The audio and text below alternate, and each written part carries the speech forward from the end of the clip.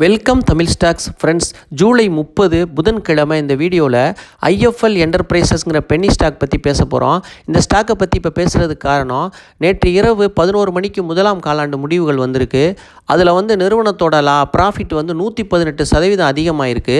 இது ஒரு மல்டிபேக்கர் ஆகிறது கூட எதிர்காலத்தில் வாய்ப்பு இருக்குது. அதனால தான் இதை பற்றி இப்போ பேசுகிறோம்.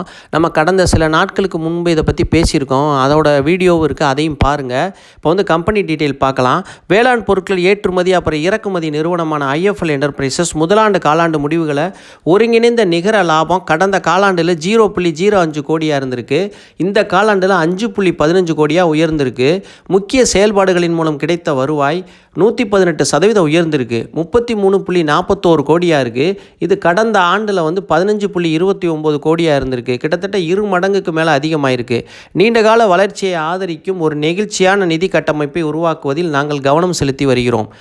நாங்கள் வர்த்தக பிரிவுகளில் எங்கள் இருப்பை அறிவதிலும் நீண்டகால வளர்ச்சியை உருவாக்குவதிலும் கவனம் செலுத்துகிறோம்னு நிறுவனம் தெரிவிச்சிருக்காங்க. இவங்க ஒரு வர்த்தக பிரிவில் ஏற்றுமதி இறக்குமதியில் இருக்கிறாங்க.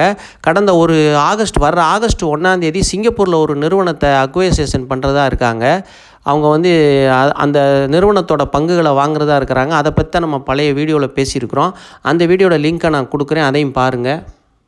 ஐஎஃப்எல் என்டர்பிரைசஸ் பழங்கள், காய்கறிகள், விதைகள், கனிம பொருட்கள் மற்றும் மூலிகை பொருட்களை உற்பத்தி செய்கிறாங்க. அதோடு இல்லாமல் ஏற்றுமதியும் செய்கிறாங்க, இறக்குமதியும் செய்கிறாங்க. விவசாய பொருட்களையும் உற்பத்தி செய்கிறாங்க.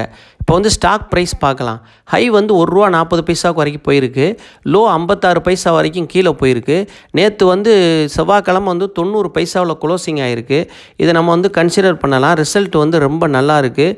நீங்கள் யோசித்து கன்சிடர் பண்ணுங்கள். தமிழ் ஸ்டாக் சேனலுக்கு ஆதரவு அளித்த அனைவருக்கும் மிக்க மிக்க நன்றி.